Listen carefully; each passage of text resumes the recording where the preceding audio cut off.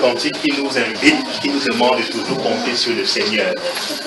De compter toujours sur le Seigneur. Compter en tout temps et en tout lieu sur le Seigneur. Que l'on vive ou que l'on meure, on doit compter sur le Seigneur. À qui d'autre ayons-nous? C'est ce que l'apôtre Pierre a demandé au Seigneur Jésus-Christ quand il leur a posé la question. Et vous aussi, ne vous en allez-vous pas aussi, comme les autres sont partis? Dans Jean chapitre 6, le verset 68, vous aussi, qu'est-ce que vous faites l'apôtre? Ne partez-vous pas aussi? L'apôtre Pierre a dit, à qui d'autre irions-nous? À qui d'autre irions-nous? Car tu as les paroles de la vie éternelle. Alors que c'est difficile, le combat se fait davantage rude. La chair tend à s'élever chaque fois. Satan est là, il multiplie ses assauts. Le monde qui nous environne ne nous laisse pas très bien aimés dans le Seigneur. On doit continuer à compter sur la grâce du Seigneur. On doit continuer à compter sur la grâce du Seigneur. Uniquement que sa grâce. Uniquement que sa grâce. Et être des enfants obéissants nous a prêté, nous a télé à faire toujours ce qu'il nous dira. Dans Jean chapitre 2 là-bas, au nous de Cana, alors que Jésus-Christ est monté aux noces, le vin a commencé à manquer. Et la mère du Seigneur a dit, le vin leur manque, le vin est terminé. Il leur a dit, femme, qu'y a-t-il entre toi et moi? Elle a dit au serviteur, faites tout ce qu'il vous dira. D'accord, frère bien-aimé? Faites tout ce qu'il vous dira. Nous sommes appelés aujourd'hui à faire exactement ce que le Seigneur voulait qu'on fasse, frère bien-aimé. Ce qu'il a dit dans sa parole est immuable, elle est éternelle. On doit y vivre par rapport à cette parole-là. D'accord, frère? Amen. Faites tout ce qu'il vous dira. Alors, s'il te dit aujourd'hui, bouge-toi sur le côté gauche pour avoir la guérison, qu'est-ce que tu dois faire? Se coucher uniquement. S'il te dit, saute sur un pied pour avoir la guérison, qu'est-ce que tu dois faire? Il était demandé à Naaman le Syrien, je commence encore, va te jeter 7 fois dans les eaux du Jourdain là-bas. Il a trouvé ça difficile. Alors qu'il était parti de chez lui jusqu'en Israël pour avoir la guérison. Mais combien il était têtu et rebelle, ce Syrien-là. Amen, frère. Amen. Faisons tout ce que le Seigneur nous demande de faire, dans l'obéissance, par amour pour lui. Que le Seigneur nous bénisse tous. Amen. Amen. Il est bon au salon de Saint-Lézo.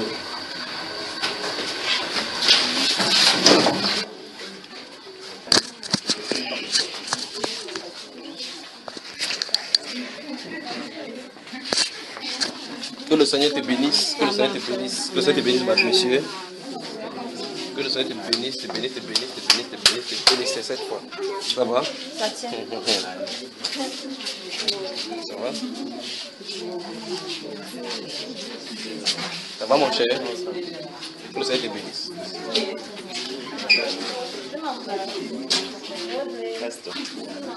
Où ton habit d'hier là? Ton habit d'hier qu'on a vu là?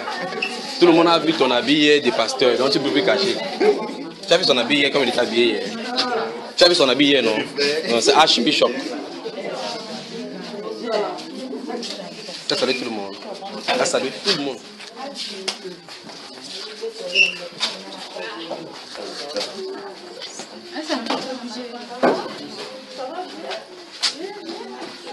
Et dehors. Ça va? Ça va? Je suis habillé là-bas comme les gens de l'Arabie Saoudite. C'est fort, hein? Eh? C'est comment?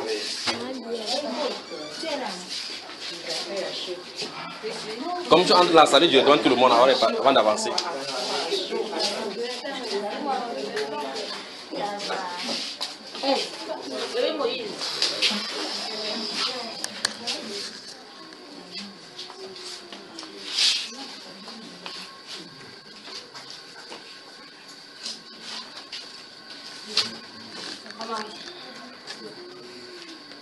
Salut ici.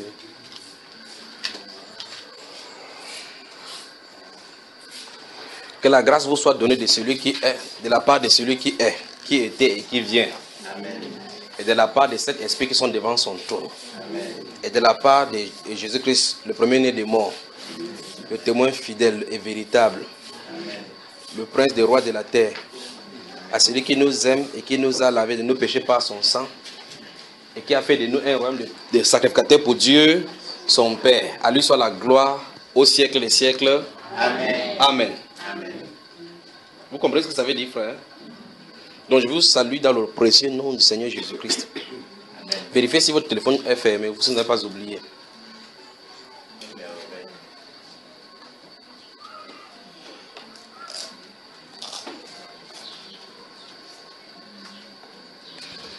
Donc je suis content d'être au milieu de vous encore aujourd'hui. Que le Seigneur vous bénisse. Que le Seigneur vous bénisse. Vérifiez donc que les téléphones soient éteints avant qu'on commence. Vérifiez que votre téléphone soit éteint. Parce que tout à l'heure, si ça sonne, vous sortez seulement. Parce que je dis comme ça, après vous me regardez quand c'est éteint. Par la suite, ça sonne. Ça sonne par la suite, vous sortez directement avec votre téléphone.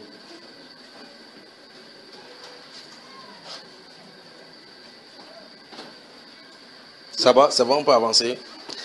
Une fois dans un enseignement ici, je vous ai dit que j'ai vu le feu mélangé avec de l'eau. C'est ça, n'est-ce pas? Et j'ai dit que c'est dans un endroit où c'est l'eau, c'est les grandes eaux. Et j'ai dit que ça, c'est le conflit international. N'est-ce pas? Et j'ai dit que je suis resté à la maison, quelque chose est arrivé, étant des suivants à la maison pour savoir ce que c'est. Et puis j'ai dit que ça, c'est la nouvelle, n'est-ce pas? C'est une nouvelle. Ça, c'est pour notre pays, c'est une nouvelle. C'est encore en route, ce n'est pas encore là. Donc tout ce que vous voyez là, ça n'a rien à voir avec cela. Il y a une nouvelle qui se prépare, qui va choquer. C'est sur le Cameroun. Il y a une nouvelle qui est en train de se préparer pour le Cameroun. Ça va choquer. Il y a une nouvelle. Il avait dit que c'est comme ça qu'il va parler pour le Cameroun maintenant là. Ça va choquer. Donc, par rapport à cela, les hommes, préparez-vous. On a le mois de novembre et le mois de décembre. Tout le monde sera à jeûne.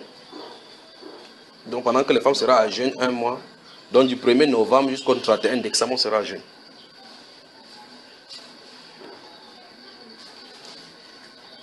Pour les femmes, mercredi prochain, je vais vous donner les tenants et les aboutissants.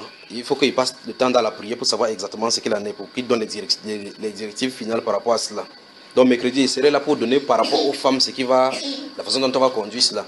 Et plaise au Seigneur, le samedi, il va donner pour les hommes, pour comment on va faire. Mais les hommes, ils vont vous rencontrer, on va travailler seul à seul parce que c'est fort. Les hommes, ils vont vous rencontrer, pas ici. On va se rencontrer. Entre nous, on va travailler. Donc il y a les directives qu'il a données par rapport à vous, les individus, les directions. Il y a des gens qui disent que je ne sais pas ce que c'est censé faire. Vous allez savoir maintenant, vous allez savoir vraiment que c'est difficile de savoir quelle est la volonté de Dieu et savoir comment il marche. Donc, pour certains d'entre vous, je connais exactement ce que vous avez à faire. Durant ce moment-ci, on va s'asseoir, on va causer. Je vais seulement vous dire qu'on se rencontre tel jour sur le frère des nations, on va se rencontrer là-bas, on va prier. D'accord, frère? Ça va, frère? C'est ça, non? Bon, pour les femmes, je vais seulement vous surprendre un de ces jours. Mais mercredi, je vais vous donner les directives. Il dit par rapport aux femmes. Mercredi, je vais vous donner les directives parce qu'il faut qu'on travaille. Vous, les femmes, il faut qu'on travaille. Il m'avait dit qu'il y avait 2 points sur lesquels on doit travailler pour vous. On doit travailler là-dessus. Mercredi, je vais venir vous donner les directives par rapport à cela complètement.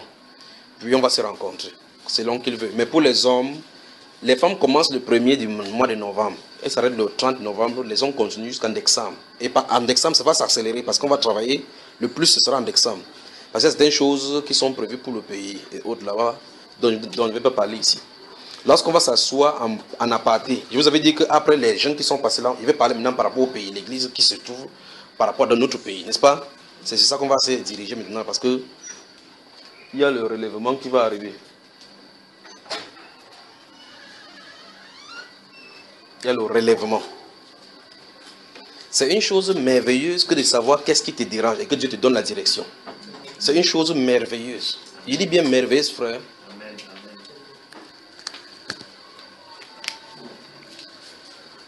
C'est une chose de merveilleuse que vous sachiez comme ça, qu'on vous dit que voici le problème, voici votre problème, voici ce qui vous dérange. Pas vrai? Mais il y a des gens qui n'aiment pas ça. Il y a des gens qui n'aiment pas qu'on doit telle chose, qu'on dit telle ou telle chose. Ça va, Samuel? Ezekiel, ça va? Où est Papa So? Il est parti à Limbe. Donc il allait jouer la vie, n'est-ce pas? Voilà.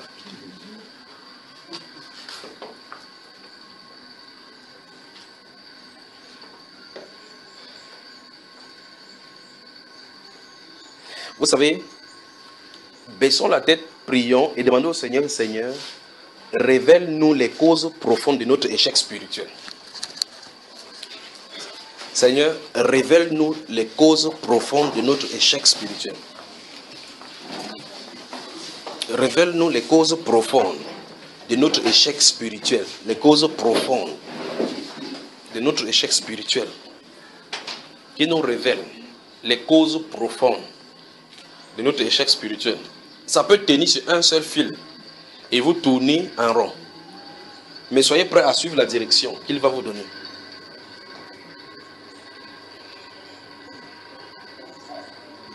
Seigneur, donne-nous révéler.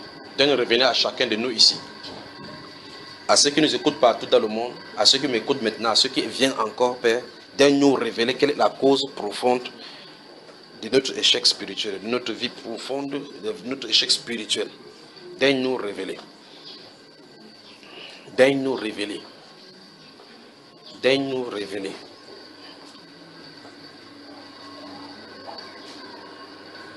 Donne-nous révéler. Donne-nous révéler. Donne-nous révéler, Seigneur.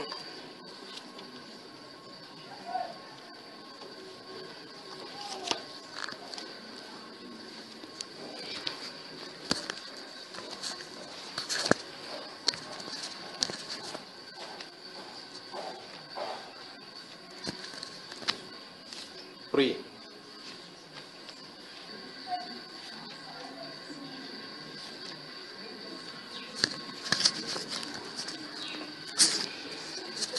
Donne-nous révéler la cause profonde de notre échec spirituel.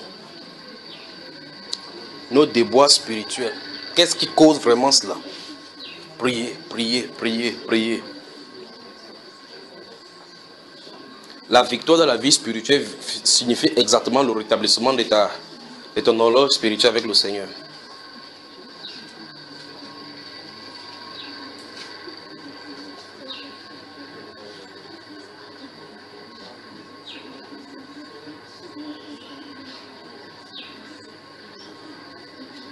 Et souvenez-vous que cette prière ne s'arrête pas ici.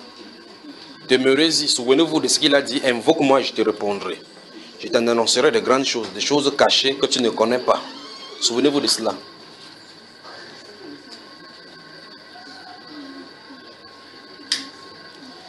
Souvenez-vous.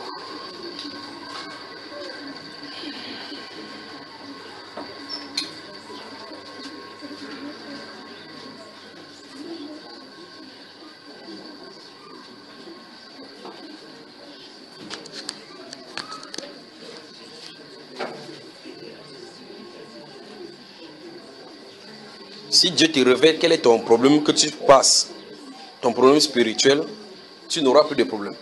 À cet instant-là, tes problèmes sont résolus. Beaucoup de personnes courent de pasteur en pasteur, de prophète en prophète, cherchent des solutions magiques pour leurs problèmes. Et Dieu attend tout simplement à ce qu'on vienne au-devant de lui. Alors il permet qu'il y ait des échecs, des blocages, afin que tu puisses venir au-devant de lui pour causer, qu'il résolve ces problèmes. Seigneur, révèle-moi quelles sont les causes profondes de mon échec spirituel. Les causes profondes. Et souvenez-vous, il va vous répondre. Vous savez effectivement qu'il répond. Souvenez-vous, il va vous répondre. Amen. Amen. Amen. Gardez ceci là sur votre cœur, alors qu'on est assis maintenant. Gardez cela sur votre cœur, en vous asseyant tranquillement et doucement. Gardez cela sur votre cœur et pensez-y un instant.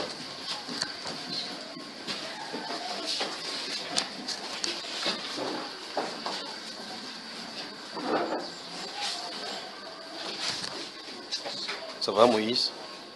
C'est bien. Ça va, Ézéchiel? C'est bien. Si vous prenez le livre de 2 Samuel chapitre 21, puisque vous en avez noté, si vous prenez le livre de 2 Samuel chapitre 21, je crois qu'on ferait mieux de lire cela, le temps que je retrouve ma Bible. Regardez ça, regardons cela un instant avant d'avancer ce soir.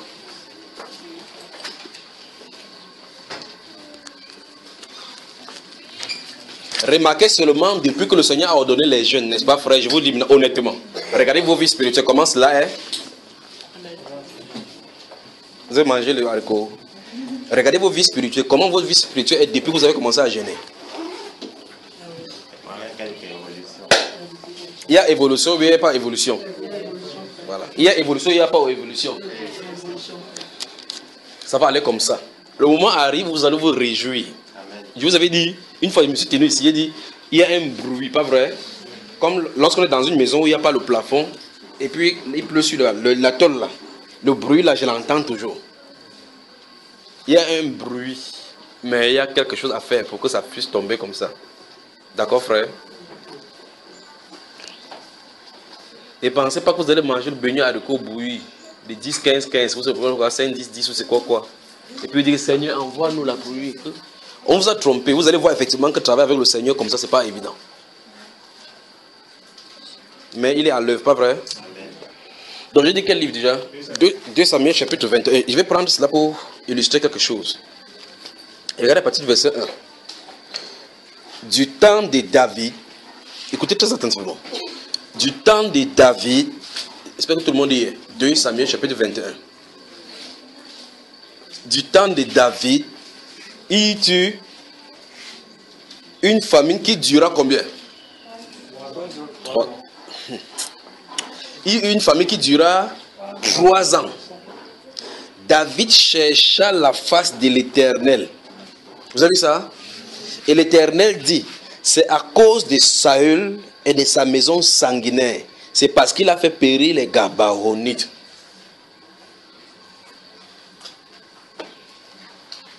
La famille a duré combien de temps? Donc, oui, effectivement, qu'il y a des événements qui arrivent. 3 années. Le roi David a compris qu'il y a quelque chose d'anormal qui se passe. Comment une famille peut durer comme ça sur Israël pendant 3 années? Alors il a cherché quoi? Maintenant, quand il y a la famille sur la terre, on prend ce qu'on appelle Food and Agriculture Organization. Tu connais ça? Food and Agriculture Organization. FAO. Ou bien on dit l'UNESCO, que les pays en voie de développement soient réunis pour qu'on éradique la pauvreté sur la terre. Mais voici un roi d'un pays que quand il y a la famille, il cherche plutôt qui? Parce qu'en réalité, y a-t-il un mot qui arrive sur la terre sans que l'Éternel ne l'ait ordonné, dit la Bible. Vous voyez effectivement que si les présidents se tourneraient de la bonne façon, je vous le dis, observez, je vais vous dire quelque chose. Les pasteurs, parce que les pasteurs sont compromettants, ils se réunissent sur une plateforme là, comme ça là. Ils prient, il peut y avoir quelque chose qui ne passe pas. Si 5 chefs d'État, il y a chef de gouvernement, se mettent à genoux, ils disent Seigneur, aie pitié de mon pays, vous allez voir Dieu répondre. Il dit les chefs de l'État. Parce qu'ils portent tout un peuple sur eux. Mais voici donc un chef de l'État qui, il y a la famille dans le pays. Il ne regarde pas le conseil des agriculteurs. Il ne regarde pas les spécialistes des eaux pour regarder comment irriguer l'eau pour envoyer sur le continent pour que ça puisse produire. Non. Il n'a pas demandé ceux qui sont issus des diplômes, les spécialistes en agriculture pour prendre les semences améliorées afin de faire les jardins de potage pour pouvoir semer. Non. Il allait consulter le Seigneur. Et la Bible déclare que le Seigneur a révélé que c'est à cause de la maison de Saül et de sa maison sanguinaire. Alors maintenant, je pose la question. Humainement parlant, si on demandait chaque conseil, on lève classe là-bas que selon toi, quelle est la cause de cette famine-ci? Tout le monde aurait donné n'importe quelle explication scientifique sans toucher à cela, pas vrai? Dis à ton voisin, demande à Dieu la cause profonde de tes échecs spirituels. Voilà, c'est ça donc c'est les questions. Monsieur Tenu là, il a dit qu'on prie comme ça. Donc il s'agit d'une orientation qu'il a de donner. Alors, des choses peuvent nous arriver. On regarde, ah c'est mon grand-père qui a fait, c'est mon grand-père. Tu vas faire, si c'est toi, tu vas chercher toutes les solutions, sauf la solution qui correspond au problème qui se trouve. C'est donc pour cela que la Bible déclare dans Deutéronome 29, 29 que les choses cachées sont pour le Seigneur et les choses révélées sont pour nous. Il faut qu'il les révèle. Dans ce Jérémie 33, 3, donc, il dit invoque-moi et je te répondrai. Il a donné la promesse qu'il va répondre si on l'invoque. Je t'annoncerai des grandes choses, des choses cachées que tu ne connais pas. Donc il peut y avoir des choses cachées dans nos vies que nous ne connaissons pas. Donc je vais prendre un deuxième exemple comme ça de ces choses-ci. Il y en a plein dans la Bible. Il y a des principes spirituels qui sont mis dans la Bible. Alors si tu ne connais pas, tu vas tourner en rond. Pourquoi? Je suis né, j'ai la poisse, je suis comme ça, j'ai les échecs. Pourquoi il y a les échecs? Alors on va dans les nuits de prière, on va mettre les semences. Si David réunissait tous les sacrificateurs, Abiatar, Sadok et Akimolek, et n'importe quel, tous les races des sacrificateurs, chacun porte ses habits sacerdotaux. Il porte les fautes, n'importe quoi, met l'âge de l'alliance là-bas. Brise l'esprit qui est derrière la famille, ça ne résoudra pas le problème. Même s'il donne la sémence qui lui fait mal au cœur, c'est ce qu'il arrête sa poitrine comme ça. Ça ne résoudra pas le problème. quand le Seigneur a parlé, il dit que c'est à cause de Saül et de sa maison sanguinaire. C'est à cause de lui que la famille est là-bas. Donc, il y a quelque chose, parce qu'il a tué les Gabaonites. Et alors, lorsqu'il a tué les Gabaonites, le sang crie. Parce que lorsqu'on a fait alliance avec le Seigneur, souvenez-vous donc de ceci. J'aurais souhaité un de ces jours parler des alliances et les conséquences de la non-obéissance de ces alliances-là. Lorsqu'on a fait alliance avec le Seigneur et qu'on l'a appelé à témoin, qui est manifestation prompte, qui est manifestation instantanée ou pas. Le problème, c'est que toute parole qui est scellée avec le nom invité du Seigneur l'a invité dans l'alliance.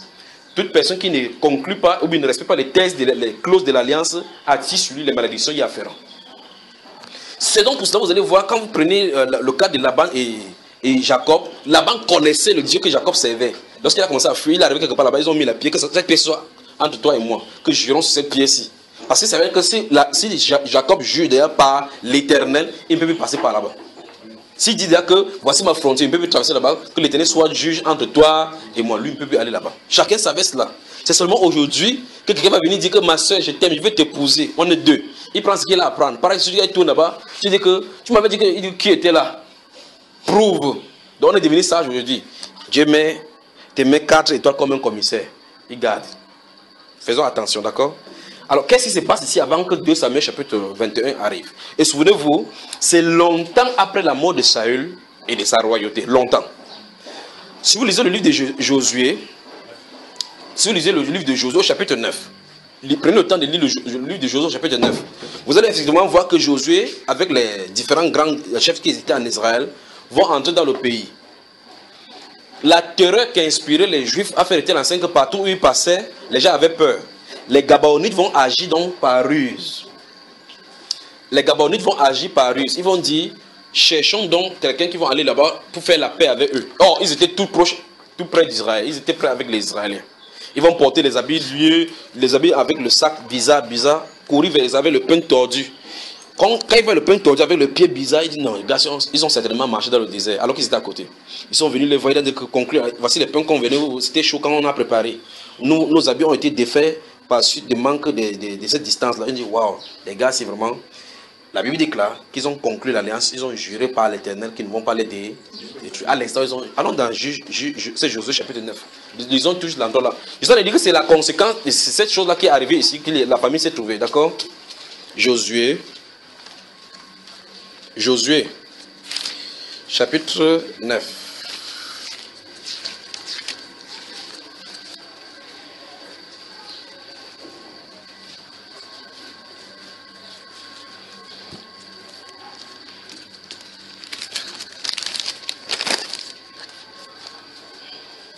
On y va.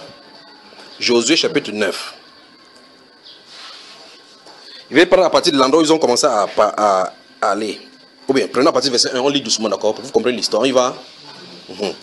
À la nouvelle de ces choses, tous les rois qui étaient en deçà des Jourdains, dans la montagne et dans la vallée, et sur toute la côte de la grande mer, jusque près du Liban, des Hétiens, les Amoriens, les Cananéens, les Phérésiens, les Éviens et les Jébusiens, s'unirent ensemble d'un commun accord pour combattre contre Josué et contre Israël. Les habitants des Gabaon, prenez attention maintenant, verset 3, nous sommes au verset 3. Les habitants des Gabaon, de leur côté, lorsqu'ils apprirent de quelle manière Josué avait traité Jéricho et Haï, eurent recours à la ruse. Vous avez vu ça? Eurent recours à la ruse. C'est comment? Au chapitre 9. Donc, ouais, ils sont d'avancer, c'est dans le verset 4, quelqu'un au niveau de là où le chapitre se trouve. C'est le chapitre 9, je suis maintenant au verset 4. Donc, commence à lire à partir du verset 4 maintenant. Eut recours à la ruse et s'est mis en route avec des provisions de voyage. Il prit des vieux sacs pour leurs ânes et des vieilles outres à vin déchirées et recousues. Ils portaient à leurs pieds des vieux souliers raccommodés et sur eux des vieux vêtements. Et tout le pain qu'ils avaient pour nourriture était sec et en miettes. Ils allaient auprès de Josué au camp de Gilgal. Et ils lui dirent, ainsi qu'à tous ceux d'Israël, nous venons d'un pays éloigné. Et maintenant, faites alliance avec nous. C'est terrible. Les hommes d'Israël répondirent à ces Éviens, peut-être que vous habitez au milieu de nous, et comment ferons-nous alliance avec vous? Vous avez comment le Saint-Esprit a utilisé ceci? Peut-être que vous habitez à côté de nous. Comment est-ce qu'on va faire alliance avec vous? Il ferait mieux de s'arrêter à ce niveau-ci là. Il dit à Josué, nous sommes tes serviteurs. Et Josué leur dit, qui êtes-vous et d'où venez-vous? Il lui répondit, tes serviteurs viennent d'un pays très éloigné. Sur le renom, je crois que c'est ça? Très éloigné, sur le renom de l'Éternel ton Dieu, car nous avons entendu parler de lui, de tout ce qu'il a fait en Égypte, et de la manière dont il a traité les 2 rois des Amoriens au-delà de Jourdain, Sihon, roi de Hesbon, et Og, roi de Bazan, qui est à Astaroth. Et nos anciens et tous les habitants de notre pays nous ont dit, prenez avec vous des provisions pour le voyage, allez au-devant d'eux et vous leur direz, nous sommes vos serviteurs et maintenant, faites alliance avec nous. Vous voyez, c'est un signe. Lorsqu'ils signent l'alliance, ils disent ok, on fait alliance avec vous. Si c'est tourne là, il n'y a rien qui dit par exemple qu'ils ont fait, qu'ils sont tenus de respecter les clauses. Comme par exemple le Cameroun et la Boko Haram peuvent signer une trêve en disant qu'on ne tue pas tel jour. Personne n'est obligé de respecter les trêves parce qu'ils viennent là-bas, ils viennent la nuit, mais pendant que vous êtes là, ils font la surprise. Pas vrai? Mais il y a un problème, c'est que le Dieu d'alliance, quand quelqu'un qui est avec le Dieu d'alliance au ciel, entre en contact avec l'alliance, il a mis Dieu au milieu de l'alliance. Parce que l'un de ses noms, ça veut dire alliance. L'un de ses noms, c'est l'alliance. Ok, continuons ici. Verset 13. Je crois que j'ai pas sauté là. Verset 12 maintenant. Voici notre pain. Il était encore chaud quand nous en avons fait provision dans nos maisons. Le jour où nous sommes partis pour venir vers vous, et maintenant il est sec et en miettes. Ces outres à vin que nous avons remplies toutes neuves, les voilà déchirées. Nos vêtements et nos souliers se sont usés à l'excessive longueur de la marche. Verset 14. Les hommes d'Israël prirent de leurs provisions et ils ne consultaient point l'Éternel. Souligné. Et ils ne consultaient point l'Éternel. Je m'arrête sur ce point, c'est pour vous dire quelque chose. Normalement, tout chrétien qui doit s'aventurer en relation avec quelqu'un qui n'est pas de Dieu, doit poser la question à Dieu d'abord si telle est sa volonté. Que ce soit en business, que ce soit dans ta maison, que ce soit en voyage, vous devez poser la question à Dieu. Posez la question, c'est simple. Dites-lui, Seigneur, je souhaite travailler avec telle personne. Si telle n'est pas ta volonté, Seigneur, ne permet que ça n'arrive pas. Et vous restez tranquille tout simplement. Regardez, ils ne consultaient point l'Éternel. Ils avaient toutes les méthodes pour pouvoir consulter. Au chapitre 7 de ce même livre-ci, il y avait un monsieur qu'on appelait Akan qui allait prendre les éléments interdits, il l'a caché chez lui. La Bible déclare que 36 personnes sont mortes en Israël. Là, les anciens d'Israël avec Josué sont prosternés jusqu'au soir. Et Dieu leur a dit, pourquoi restez-vous prosternés comme ça là? Il y a de l'interdit au milieu de vous aussi. Israël ne peut pas tenir ferme contre ses ennemis. C'est ça? Donc quand ils consultaient Dieu, Dieu parlait. Le prophète était au milieu d'eux. En plus de cela, ils avaient l'Urim et le Thummim qui pouvaient consulter. Les sacrificateurs et l'Arche de l'Alliance étaient là pour rassurer de la présence de Dieu. Ils se sont tenus parce que ceux-là ont donné les discours persuasifs. Ils ont vu comme ça, ils ont eu pitié. Dans la relation, remarquez bien comment le Saint-Esprit a dit là-bas, il a dit qu'ils ont agi par ruse. Donc ça veut dire que quelqu'un peut venir développer des choses qui vont dans le sens de la Bible, dans le sens de la pitié, mais à l'intérieur, il veut te tuer. Il veut te pousser à l'erreur. Faites attention, ne faites confiance à personne. Invitez Dieu au milieu. Invitez toujours Dieu au milieu. C'est pour ça que le Saint-Esprit nous a dit tout à l'heure qu'on va dans ce sens ici. D'accord? N'utilisez pas le sentimentalisme là-dedans. N'entrez pas dans les relations spirituelles avec le sentimentalisme. Ça va vous noyer. Ah, là, cette femme-là, elle venait, elle dit qu'elle souffrait beaucoup, tu ne sais pas ce qu'elle en a de faire. Elle souffre beaucoup. Je lui ai donné la boutique, que j'ai la boutique. Aujourd'hui, elle est ruinée. Qu'est-ce qui est arrivé? Oh Seigneur, aie pitié de moi. Il faut me sortir de cette situation. Dès le départ, tu l'avais consulté? Que non. Alors, faisons attention. Suivons là ici. Nous sommes au verset 14, n'est-ce pas? Ils ne consultaient point l'Éternel. Josué fit la paix avec eux et conclut une alliance par laquelle il devait leur laisser la vie et les chefs de l'assemblée le leur juraient. 3 jours après la conclusion de cette alliance, les enfants d'Israël apprirent qu'ils étaient leurs voisins. Vous avez vu cela? Donc, n'essaie pas de venir dire que non, les clauses sont saccagées parce que tu n'avais pas dit la vérité. Il y a eu alliance, il n'y a pas eu alliance. Ah. Non, je t'avais dit que sa petite amie, c'est parce que je voulais telle chose, c'est ton problème. Tu as signé alliance. On parle des jeunes garçons là qui parlent voir les jeunes filles, disent que je vais t'épouser. Oui, non, c'est parce que je voulais que tu me donnes telle chose. Il n'y a pas de problème, vous avez quand même fait alliance. On va revenir là-dessus. Alors, regardez bien, on dit l'alliance tenait quoi? D'après l'alliance, parce qu'en fait, ils sont venus parce qu'ils ont entendu que le Dieu d'Israël commence à traiter les gens depuis l'Égypte. Ils ont traité le roi d'Aï, le roi de Bazan, le roi d'Og. Ils les ont traités Alors ils sont venus faire comme ça l'alliance de la paix. Donc faites la paix avec nous. Or, qu'est-ce que Dieu lui avait dit lorsqu'il avait fait sortir de l'Égypte? Il avait dit que lorsque vous allez entrer dans leur pays, ne faites point alliance avec eux. Vous allez détruire les hôtels, détruire hommes, femmes et enfants, parce que les abominations qu'ils sont en train de commettre là-bas, c'est ça qui a fait que le pays les a vomis. Donc ne faites pas alliance avec eux. Ce qu'ils devaient faire, c'est qu'ils devaient se référer à la loi et poser la question à Dieu. Seigneur, ceux-ci sont en train de venir maintenant. Quelle est la conduite à tenir? Quand Moïse dans le désert, on avait attrapé un homme qui avait été sorti le jour de sabbat pour aller chercher du bois. Moïse n'avait pas encore d'ordre. Il a dit, mettez-le en cellule jusqu'à ce que je consulte l'Éternel. L'Éternel a donné l'ordre, sortez-le, lapidez-le. Puis quand il a dit lapidez-le, il a donné encore des lois y afférentes. Dis à ton voisin, en toute chose consulte le Seigneur. Maintenant, je sais que c'est difficile. Je sais que c'est difficile lorsque vous traversez par des situations et que généralement on n'entend pas la voix de Dieu. S'il y a des chrétiens, des personnes qui servent Dieu, et donc il va avoir pitié, c'est notre génération. C'est notre génération. C'est-à-dire qu'on prie, on n'entend pas la voix du Seigneur. Mais pourtant il parle. C'est ça qui est bizarre. Mais pourtant il parle. Seigneur, dis-moi clairement. Il dit, mon fils, je t'aime. Tu dis, Satan, si c'est toi, je te chasse au nom de Jésus. Alors maintenant, comment il va te parler clairement? Comment il va te parler clairement? Pour que Dieu te parle clairement, que tu ne te poses plus de questions, en réalité, c'est au travers des Saintes Écritures. Parce qu'il y a tellement de voix qui nous parlent différemment. Il vous le dit. Si Dieu te dit, mon fils Donatien, va à Sangmalima maintenant à pied. La prochaine séance, c'est que tu vas gêner pour savoir si vrai, c'est Dieu qui t'a vrai pas. Tu vas maintenant commencer à chercher les textes bibliques. Quand Dieu avait dit à Gédéon d'aller combattre, Gédéon aussi tester Dieu. Dieu, si c'est toi, fais que l'eau, si c'est rempli, tu te tournes, l'eau est remplie, tu dis, hey. Parce qu'en réalité, ça elle est loin des doigts, là, pas vrai. Il faut maintenant marcher à pied. Tu fais comme ça pour que la chance fasse que ce soit Satan qui a dit. Donc Dieu parle. Il parle. Ceux-ci consultaient Dieu, Dieu leur parlerait. Ils n'ont pas consulté. Et voici donc, ils ont conclu l'alliance selon laquelle ils ne devaient pas tuer les Gabaonites. Et 3 jours après cette conclusion, donc la conclusion de cette alliance, la Bible déclare qu'ils sont reconnus qu'ils étaient au milieu d'eux. La suite de ces chapitres-là dit que ils ont dit, qu'est-ce que nous avez fait? Vous nous avez dupé. Et ils ont donc réduit à l'esclavage. Ils devaient servir à porter de l'eau des Gabaonites. Voilà, ils devaient être au milieu d'Israël, portant de l'eau dans le temple. Si vous allez dans le livre de Jérémie, vous allez remarquer effectivement un autre prophète maintenant qui était au milieu des prophètes des Gabaonites, qui a commencé aussi à prophétiser dans le temple de Dieu. Et jusqu'à venir confronter Jérémie, à cause de la faute que les enfants d'Israël avaient laissée dès le départ. Mais quelqu'un qui ne respecte pas la loi, les alliances, va venir en plein. Là, les Gabonais, c'est qui? Zigouillez-les-moi. Il va les zigouiller. Je veux que vous regardiez encore quelque chose. Saül a fait cela. Saül n'était pas présent lorsque Josué le faisait. Saül n'était pas présent.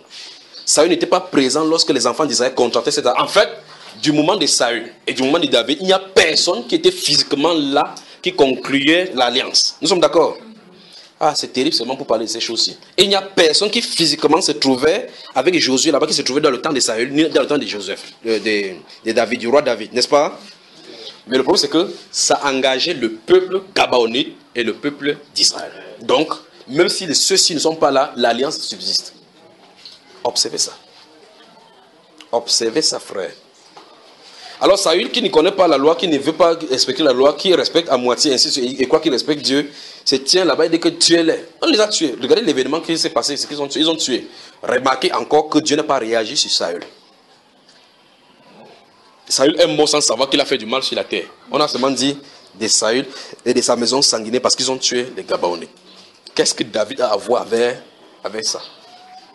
Alors, il peut avoir donc des problèmes spirituels dans nos vies profondes dont nous ne connaissons pas les causes. Il faut invoquer Dieu. D'accord, frères et sœurs? Il peut y avoir des problèmes spirituels dans nos vies. Vous pouvez être comme ça. David était au palais. Avait-il fait quelque chose? Avait-il péché directement? Les Israéliens avaient-ils péché directement? Ceux qui étaient sur le tas dont David était sur eux, avaient-ils péché sur ce cas-là? Donc la famille est sortie comme ça. Dieu s'est souvenu du fait qu'ils avaient fait alliance, qu'ils ne devaient pas tuer, mais ils ont tué. Dieu donne la sanction. Et Dieu donne cette sanction, c'est pour nous pousser justement à revenir à lui pour prier, pour qu'il nous donne la solution. Donc souvenez-vous de cette prière, de prier toujours à la maison. Si vous prenez encore un autre passage de l'Écriture, vous allez prendre le passage de l'Écriture, c'est dans Genèse. Lisez votre Genèse, chapitre 26 jusqu'au chapitre 28. Vous les notez.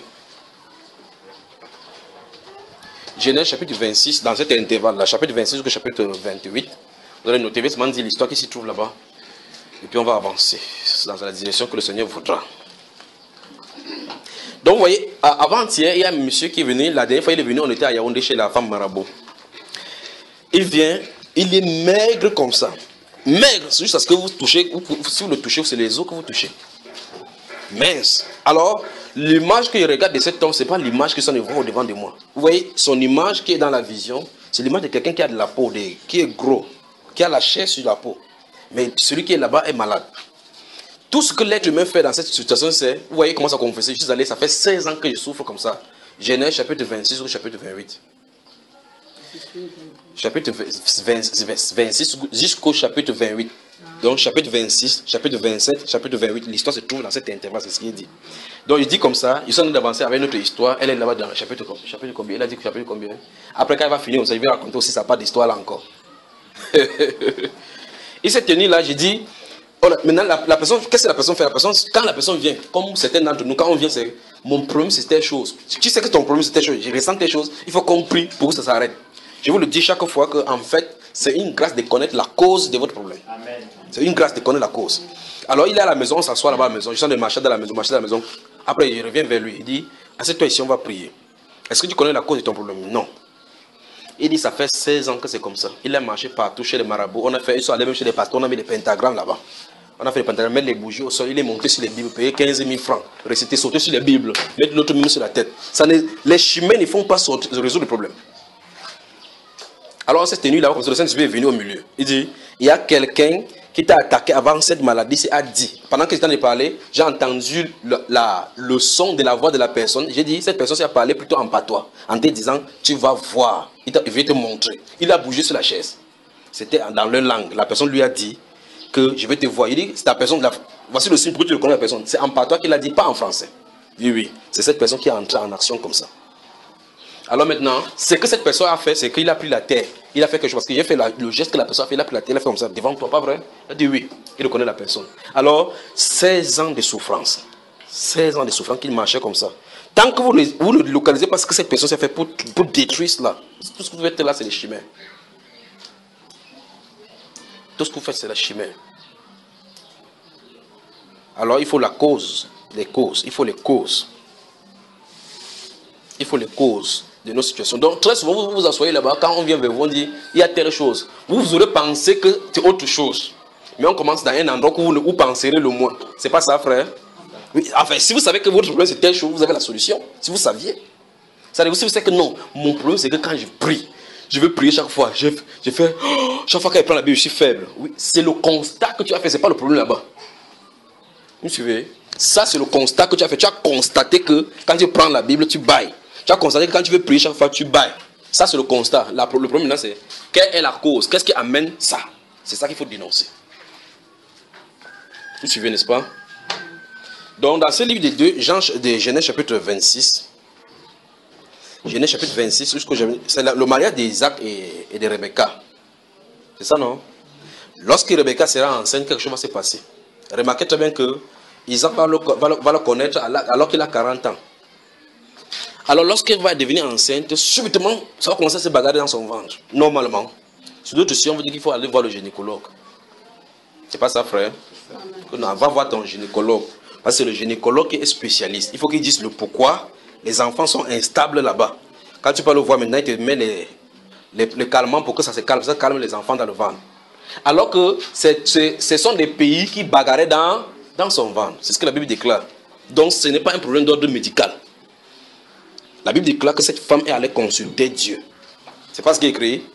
La Bible déclare qu'elle est allée consulter Dieu. J'ai pris le cas d'un roi, j'ai pris le cas d'une femme. Ils peuvent en prendre des cas comme ça. Pas pour que vous dites que c'est le cas. Remarquez très bien que chacun a consulté Dieu. Chacun a consulté Dieu. Pour le cas de David, vous pouvez voir dans ce livre de 2 Samuel, lorsque son fils Absalom va le poursuivre, il va prier Dieu. Lorsqu'on va faire n'importe quoi pour monter chez les Philistins, lorsqu'il était en cavale en fuyant Saül, il était au milieu des Philistins, il a même prié Dieu pour savoir que devais-je monter, si Saül vient ici, vont-ils me livrer? Dieu dit, ils te livreront. Donc tant que tu restes là, tu vas confirmer. Vous voyez, donc Dieu lui donnait les directions. Vais-je monter à Timna pour combattre avec les Philistins? Monte, je te les livre. Vous voyez, Dieu dit non.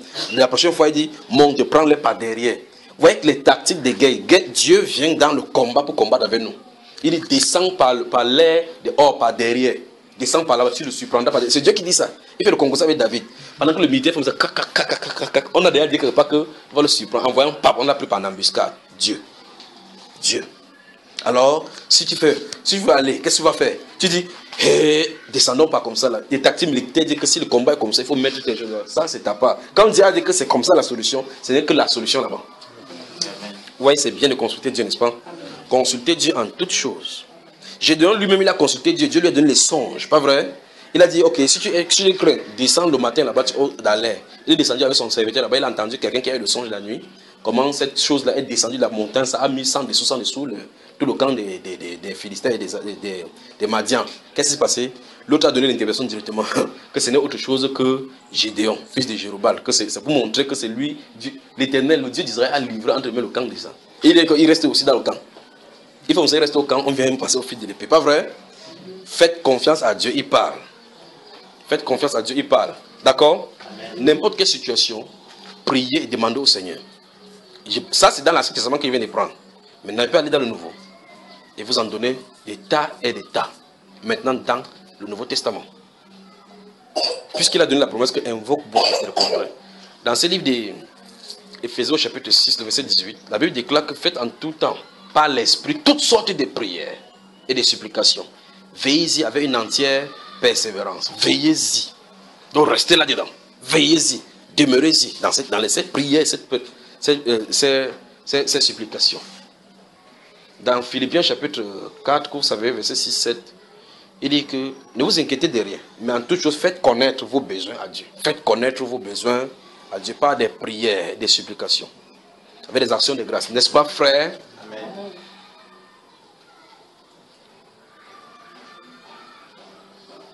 Qui a des problèmes d'ordre spirituel? Demandez les causes de cela à Dieu. Si les causes est énoncée, l'annonce de la solution est automatique. Si la cause est énoncée, la solution est automatique. D'accord, mes chers amis? Remarquez donc pour le cas de Rebecca comment elle allait prier Dieu. Elle n'est pas allée vers son mari. La Bible dit qu'elle a prié Dieu. Dieu lui a dit à elle que 2 nations sont dans ton ventre. Ils sont en train de bagarrer. Dieu lui a dit directement, 2 nations sont dans ton ventre. Quand à leur sortie, le plus petit sera assujetti au plus grand. Le plus grand sera assujetti au plus petit. Et quand elle est née, c'est comme ça. Mais elle a eu la révélation du Seigneur.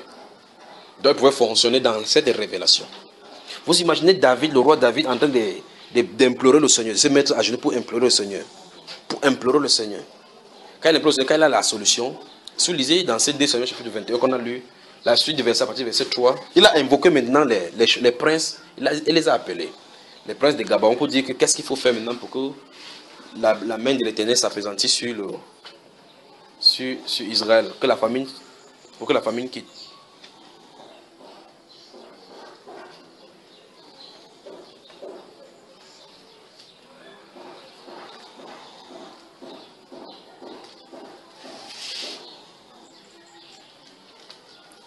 Les princes d'Israël, les princes de Gabon, lui ont répondu que ils ne demandent rien que les restes qu'on fait pendre les têtes des fils de Saül. C'était ça.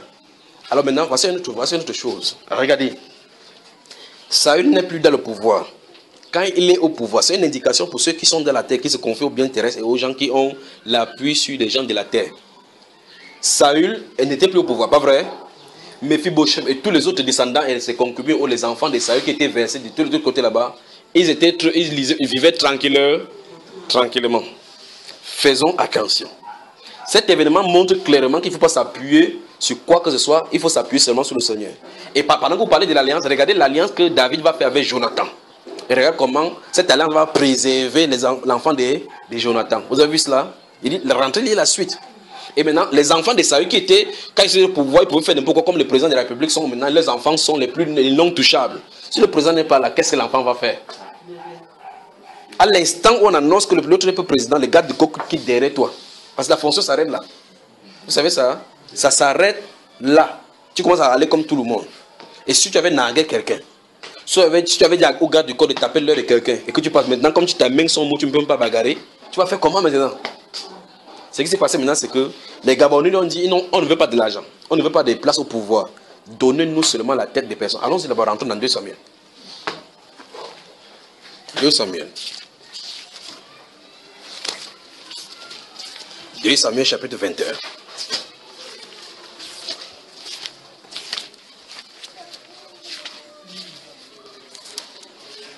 Donc vous voyez que quand le Seigneur a donné la direction par rapport à la famille, maintenant la solution était automatiquement là, n'est-ce pas? Quand il a dit quelle était la cause, subitement la solution était là.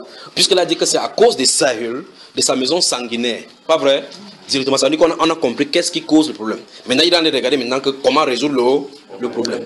Il n'a pas dit qu'on va faire l'agriculture améliorée maintenant en Égypte. Ou bien on fait maintenant les sciences expérimentales sur les organes, comment génétiquement modifier. L'homme a seulement déraisonné que de chercher des solutions sur la nature.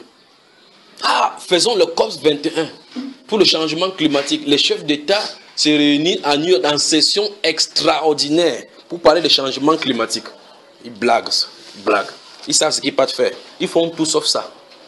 Ils partent faire tout sauf ce qui est dit. Ils savent ce que l'Antichrist les pousse à faire. Dieu dit dans la Bible que les saisons obéissent à ses ordres. Il incline quand il veut, il envoie la pluie comme il veut, il donne ses ordres aux neiges, ça fait comme ça veut.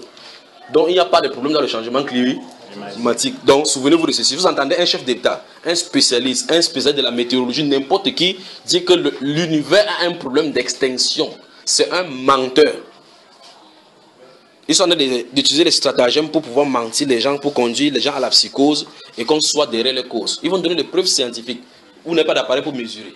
Ils vont donner les données, que ceci invicte là, en mettant les images. Pas vrai? Lorsque Saddam Hussein avait été au pouvoir accusé des possesseurs des armes à destruction massive, à l'ONU là en plein, Colin Powell n'était pas assis là-bas avec George Walker Bush et autres, en train de projeter les images qu'on a vu des mouvements de camions filmés. On est là-bas jusqu'aujourd'hui, on a montré un seul grain. Les images là sortaient d'où? Donc croyez-les, continuez à les croire. Et ils savent qu'ils mentent. Ils mentent tout le monde. Après ça, on ne les amène pas parce qu'eux, on ne juge pas les Américains. On ne juge pas même personne n'a le pouvoir de juger un président en fonction, bien même s'il on n'a pas le pouvoir, il n'y a aucun coup qui puisse les juger. Mais frère, tu peux traverser le jugement humain, le jugement de Dieu, et tu ne peux pas traverser. Il n'y a pas de protection, il n'y a pas de droit de veto devant le jugement du Seigneur. Il peut faire n'importe quoi, faire ce qu'il est en train de faire. Souvenez-vous d'une autre vision que j'avais dit que le politique et la politique étaient remués en France, mais la cible était le Cameroun. Vous vous souvenez? Étant donné de dire qu'il y a un monsieur, l'ancien président, j'ai dit c'est comme si il était revenu au pouvoir, il était farouche et la direction était le Cameroun. Je suis en train de suivre ceci dans le songe, parce qu'il faut qu'il bagarre avec le songe, avec ça dans le songe. Mais j'ai dit, la réponse maintenant, qu'est-ce que le politique du Cameroun est en train de faire? Parce que le problème c'est au niveau du Cameroun. Si le Cameroun se place à une position, l'une des choses que j'avais dites par rapport à Boko Haram, c'est que l'une des choses c'est que ce n'est pas un problème d'ordre humain. C'est un problème d'ordre spirituel, parce que les esprits entrent là-dedans. Si les gens peuvent se mettre à genoux, c'est seulement qu'on ne peut pas vous dire tout ici. Il ne peut pas seulement vous dire tout ce qui est en train de se préparer, ce qui se trame, ce qui se fait là-bas. Alors lisons ici, là, vous allez me faire bavarder à l'entrée de la politique ici sortie. Mais qu'il pleuve ou qu'il fait... Vous avez remarqué, frère, que les climats ont été bouleversés, pas vrai? Vous avez remarqué? Vous avez remarqué que les climats ont été bouleversés? L'une des fois ici, je vous ai dit encore, ça me revient tout simplement comme ça. Je vous ai dit que le moment arrive sur la terre où il y aura de l'alternance diapason. Je vous ai dit que pendant que certaines personnes seront en train de crier que il y a la sécheresse ici à l'extrême, d'autres seront en train de crier que la pluie venue tuer ici à l'extrême. C'est ce qui est en train d'arriver sur la terre. Dieu est en train de préparer les gens pour le jugement. Et ceci, c'est pour dire aux gens de se repentir. Mais la Bible déclare dans ce livre d'Apocalypse chapitre 16 que, remarquez bien, ça ce sont les cris. Lorsque vous voyez les gens marchent, ils posent la question que Dieu là existe, mais avant qu'il permette ces souffrances. Oh mon Dieu, qu'est-ce qu'il arrive là? Allons dans Apocalypse chapitre 16. Mettez le doigt dans ces... C'est merveilleux de servir plutôt le Dieu qui a le contrôle sur les circonstances. Ces hommes-là vont passer. Mais ils ont un plan machiavélique derrière qu'ils sont en train de préparer. Mais nous prions, demandons la cause de l'échec spirituel de l'Église. Apocalypse, c'est le dernier livre. Au chapitre 16. Et quoi? C'est là qu'il nous a amenés là. Merci mon Père. Merci mon Père. Que ton nom soit glorifié. Ça se trouve dans Apocalypse 16, c'est qu'il était là. Regardez. On y va. Il va à partir du verset 8 du chapitre 16. Le quatrième versa sa coupe sur le soleil et il lui fut donné de brûler les hommes par le feu. Vous avez vu ça, frère? Donc le soleil va recevoir de l'ordre. Le soleil va recevoir de l'ordre. 32 degrés en France, vous entendez que les gens sont morts, que c'est la canicule. Il m'amuse. 32 degrés canicule. 38 degrés canicule, les gens sont morts. Vous m'amusez. Il dit, c'est ce qui est en train d'arriver sur le monde. Il y aura de l'alternance néfaste. Parce qu'ils obéissent à l'ordre de Dieu. Or, tous ces changements climatiques qui viennent d'arriver, la météo n'a aucunement raison. La météo n'a aucunement raison. La Bible dit que mon Père a placé 4 anges sur les 4 coins de la terre. Et la Bible déclare qu'ils attendent l'heure, le jour, la minute. C'est ce qui est écrit là. Que mon Père a placé 4 anges dans les 4 coins. Donc depuis, ils sont là comme ça. Les gens vaguent sur la mer, ils traversent, il est là. Ils sont là. Vous allez n'importe quoi, ils ne sont pas fatigués, eux ils ne sont pas fatigués. Ils ne sont pas assujettis à la fatigue. Donc quand vous passez là-bas avec les avions, vous passez là-bas, ils sont souvent comme ça là. Ils traversent, vous passez sur leur tête. Il y a le trou d'air. Ça fait grrr. Le pilote dit que faites attention, nous allons traverser dans les zones de turbulence. Peut-être que c'est son oreille que vous grattez comme ça. Vous traversez vers le sud, le cap des non-espérances, de quoi, de nouvelles espérances, de n'importe quoi. Vous traversez là, l'eau fait sa présence terrorise un peu. Vous ne savez pas qu'ils sont là dans les 4 coins de la terre. La Bible déclare qu'ils sont prêts pour le jour et l'heure. Lorsque le moment va arriver, on va les délier. Donc pour vous dire que la mission, donc faites la mission. Alors la Bible déclare dans ce livre d'Apocalypse, chapitre 16, verset 8, que lorsque l'autre va verser sa coupe sur le soleil, c'est sur le soleil. Donc Dieu va commander au soleil de changer un peu. Changer un peu, ça veut dire que le soleil se rapproche un peu de la terre. Ils vont découvrir ça scientifiquement, qu'un événement malsain est en train d'arriver, le soleil a basculé, la terre s'est rapprochée un peu du soleil. Mais c'est mon Père qui est en train de faire cela. C'est mon Père. Alors regardez, le 4e verset 8. Le 4e verset, ça coupe sur le soleil et il lui fut donné de brûler les hommes par le feu. C'est les hommes que je vais vous montrer. Regardez. Et les hommes furent brûlés par une grande chaleur. Vous voyez cela. Ça arrive sur la terre. Je vous ai dit ici, une fois, mais là pendant qu'il avait dit ça, je ne crois pas qu'il y avait lu ces choses ici. Il me tient ici, et puis ça vient comme ça là. Qu'est-ce qui en est d'arriver? Alors, ça veut dire que les gens, il y aura inondation dans des zones. Il y aura des zones où, de façon scientifique, comme ils le disent, lorsque vous dites que le séisme est issu des zones tectoniques, la tectonique des plaques, le déplacement des continents qui font de telle sorte que quand il y a fissure, peut-être ça se fissure et le magma sort pour créer les éruptions volcaniques. Dieu va surprendre les gens, même dans les marchés. Même dans les marchés, il y aura des geysers. Même dans les marchés, il y aura des geysers. Même dans les marchés. Il y aura quoi? Des geysers. C'est quoi le geyser? Hein?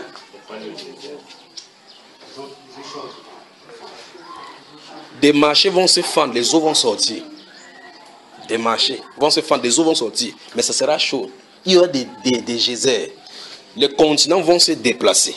Mais c'est Dieu qui est à l'œuvre pour attirer l'attention de l'homme. Mais je veux seulement que vous regardiez que ce que les hommes disent maintenant n'est que les signes précurseurs de ce qui est écrit, ce qu'ils sont censés dire.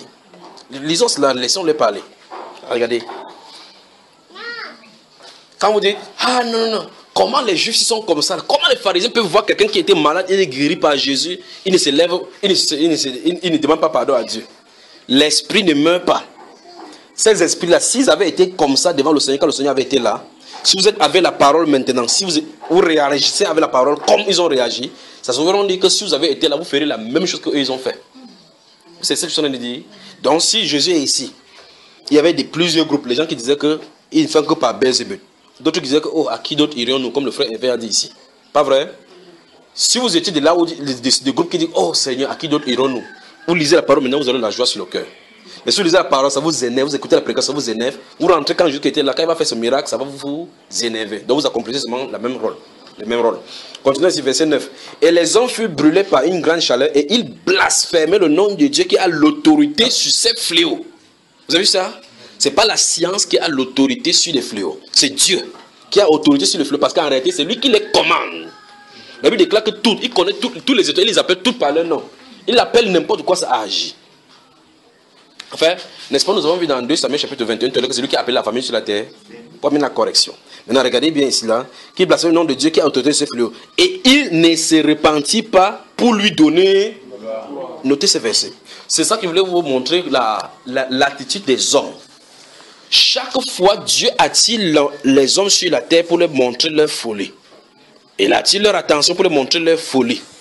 L'homme, le simple fait que les êtres humains se réunissent pour essayer de chercher la solution humanitaire montre qu'ils ont déraisonné et mettre Dieu de côté. Ils vont tout parler sauf Dieu. Ils vont tout penser sauf Dieu. Et Dieu est en train de frapper, il frappe pour leur attirer l'attention pour montrer que quelque chose ne va pas. Regardez les zones où il y a la tension. Regardez bien pour que vous compreniez ces êtres humains qui vous servent. Regardez les zones. Prenez votre temps, asseyez-vous avec une carte du monde et observez les zones où il y a les tensions. Vous allez voir que les zones qui ont les tensions, ce sont les zones où il y a les mines. Les zones où il y a des guerres, ce sont les zones où il y a les mines. Ce sont les zones où il y a des choses, des produits de la terre, des sous-sols qui sont riches. C'est là où il y a des zones de tension. Si un pays n'a pas de problème avec n'a pas de sous-sols riches et autres là-bas, non, on le laisse tranquille. Lorsque c'est comme ça, qu'est-ce qui se passe? Lorsque c'est un pays où il y a des sous-sols, alors les puissances viennent chacun pour s'installer. Ils se créent des conflits entre eux. Les personnes qui créent les conflits sont les personnes même qui viennent pour donner la solution. Mais leur malice va se faire connaître parce qu'ils font tout cela sous le contrôle de notre Dieu. Alors maintenant, je veux que vous remarquiez la réaction des hommes ici. On dit, quand le soleil a chauffé les hommes, qu'est-ce que les hommes ont dit? Ils ont blasphémé le nom de Dieu qui a autorité sur les fléaux. Ils ne se sont pas repentis pour lui donner gloire. Donc ça veut dire que si la chaleur vient sur la terre, l'innocence vient sur la terre, n'importe quoi, la famille vient sur la terre, Dieu a de dire que, hey, regardez, vous en êtes de fauter. Le Créateur est au courant de vos œuvres. Il a de dénoncer vos malices. Il vous veut à la repentance. C'est la prédication de la souffrance. C'est la prédication des catastrophes naturelles. Les catastrophes naturelles prêchent la repentance. Les catastrophes naturelles prêchent la repentance. Et même quand ces catastrophes veulent venir, pour ces serviteurs qui sont sur la terre, il les avertit pour leur dire annoncez-les cela. On annonce chaque fois. Ça sort, ils voient cela dans les breaking news, ils voient cela. Par la suite, personne ne se répand. Qu'est-ce qu'ils vont dire maintenant de façon moderne? Si Dieu existe, pourquoi il permet ces souffrances? Et la Bible déclare dans le Lamentation, chapitre 3, le verset 36, pourquoi l'homme vivant se plaindrait-il? Que chacun se plaigne de ses propres péchés. Donc Dieu appelle les nations à la repentance. Mais il va frapper. Je vous ai dit la dernière fois qu'une génération est en train d'être dépassée sur le Cameroun. Dieu est en train de nettoyer, de nettoyer, de nettoyer, de nettoyer. Et je vous avais prié, là, une des fois ici, j'avais dit que c'est vrai que c'est un antichrist qui vient encore, mais que Dieu donne quand même un bon antichrist. C'est ce qu'il avait dit, pas vrai? Ils vont craindre les serviteurs de Dieu dans ces pays-ci. Donc, ce n'est pas ceux qui ont des relations à la présidence qui sont à craindre. Non. C'est celui qui a la faveur du roi du ciel. Vous savez, n'est-ce pas? Prenez votre livre, lisez 2 Rois, chapitre 4, 5 et 6. Observez et lisez. Quand il se tenait là, il n'avait pas besoin d'aller à la présidence, d'aller prendre le portefeuille à la présidence. Il se tenait seulement là et l'ainsi par le Seigneur venait vers lui. Quand ça parle, il dit que monte, dis au roi que ne descend pas à tel endroit parce que le roi d'Assyrie va descendre là-bas. Ça ne se passe pas une fois, pas 2 fois, pas 3 fois. Le roi d'Assyrie a dit que vrai, là il y a une taupe parmi nous. C'est pas comme ça. C'est pas comme ça. Et puis le Saint-Esprit touche toujours quelqu'un au milieu d'eux. Il dit que, oh roi, vis éternellement. Nous sommes tes serviteurs. Nous ne trahissons pas nous. Mais il y a quelqu'un là-bas, c'est Élisée. Il est là-bas. C'est pas ça, frère? On dit que c'est Élisée là, c'est lui. Même si tu dis quelque chose à l'oreille de ta femme dans ton lit, il est au courant. Il est au courant. Vous voyez effectivement la personne qui est le dangereux, n'est-ce pas? Allons-y aussi là-bas.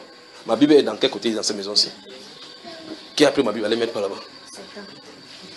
Donc vous voyez la Bible ici. Je vous ai amené dans Apocalypse chapitre 16 pour que vous voyez ce qu'il en est par rapport aux êtres humains. Pour vous montrer que quand ça va commencer à venir, comme la Bible a déclaré qu'ils vont pas se repentir, qu'ils vont blasphémer. Mais Dieu a prévenu comme ça pour que quand ça arrive, que les gens sachent que Dieu est Dieu, il annonce des choses, elles arrivent.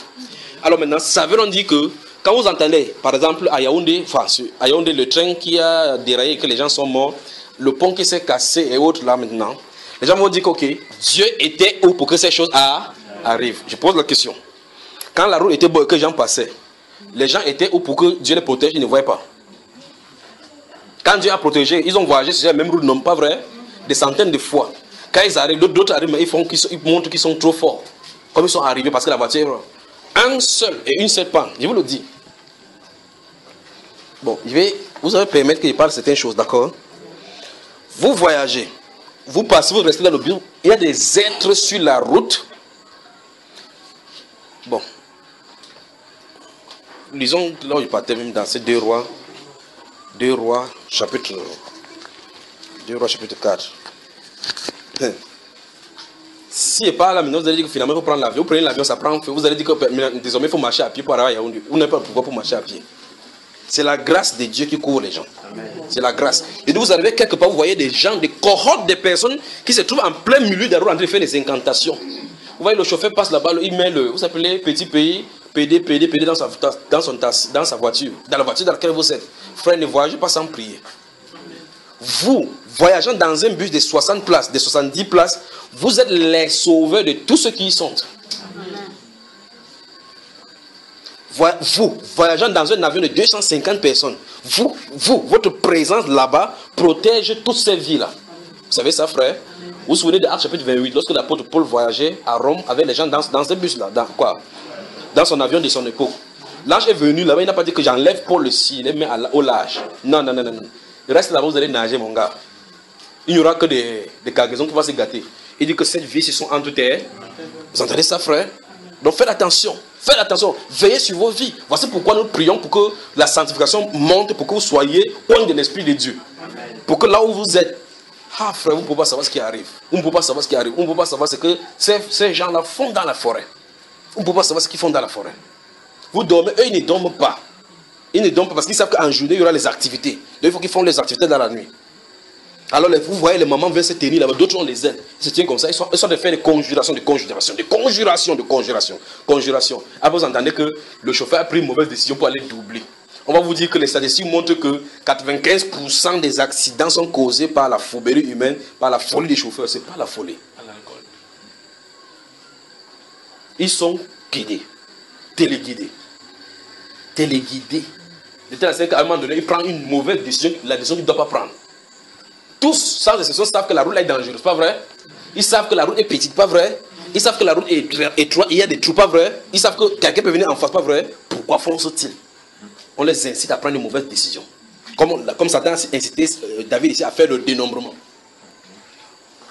Il y a des choses à dire, mais c'est pour ça qu'il dit, quand vous voulez voyager, il y a des choses, des façons de prier. Quand vous voyagez, protégez ceux qui viennent en face et ceux qui vont traverser la route avec vous ces jours-là. Vous allez déjouer beaucoup de plans de l'ennemi. Vous voyez quelqu'un roule, il entre vous voyez, le pont est fait avec le fer. Quelqu'un va cogner le fer, il y entre. Vous dites, c'est quoi? Il dit qu'il avait vu la route là-bas. La route se trouve dans le fer, frère. Vous voyez, quelque part, on fait comme ça. Une autre route, il est sûr que c'est la vraie route là-bas. Il vous conduit dans le cours d'eau. Alors, qu'est-ce qu'il faut faire? Le chauffeur, vous ne savez pas comment il a dormi. Vous ne savez pas s'il a couché avec la femme d'autrui. Donc, ça donne une porte d'entrée. C'est-à-dire, quand vous entrez dans votre bus, mettez-vous à genoux là-dedans. Demandez, Seigneur, pardon, je prie pour le conducteur. Que tu contrôles ses pensées, contrôle son cœur, contrôle les roues, contrôle le frein, contrôle toutes ces voitures-ci, contrôle tous ceux qui sont dans ces voitures. Alors, il y a des plans. Oh mon Dieu, je vais parler. Il y a des gens à l'intérieur du bus qui sont maîtres pour querelle, qui sont les agents sataniques. D'autres sont à l'intérieur de vous, en plein là, pour créer l'occasion, pour que ça donne l'occasion pour que l'onction mal agisse dans le bus. Fais-moi de quitter là-bas, tu t'assois sur la chaise, toi là. Il vient créer les querelles, les discussions dans le bus pour que vous criez, vous ayez des tensions, vous vous insultez. Quand vous insultez, ça crée autour du bus le champ magnétique propice pour qu'ils attaquent. Si vous êtes dans le bus, les chrétiens généralement, quand on dit, et toi, a fait ça, il dit que il se lève dans le bus, il arrête de lâcher, il dit que moi, il peut vous prouver. Voilà le chrétien au milieu des discussions. Il laisse ce qu'il a fait, il a fait le ministère des disputes. Ça ne va pas, il dit qu'il va me bagarrer. Alors, ce que veut dire, c'est que quand vous êtes dans ces conditions-là, vous entendez les gens sont en train de parler dans ces choses-là, entrez dans l'intercession. Entrez dans l'intercession, vous allez voir plus tard des choses, enfin, même si vous ne voyez pas physiquement, vous saurez plus tard ce qui est arrivé. Le passage d'un enfant du Seigneur, quelque part loin de l'Esprit de Dieu, permet de détruire les œuvres de Satan. 2 Rois.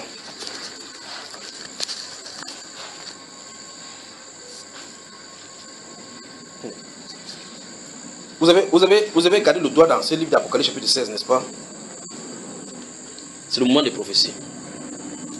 Ah, il s'est réveillé maintenant.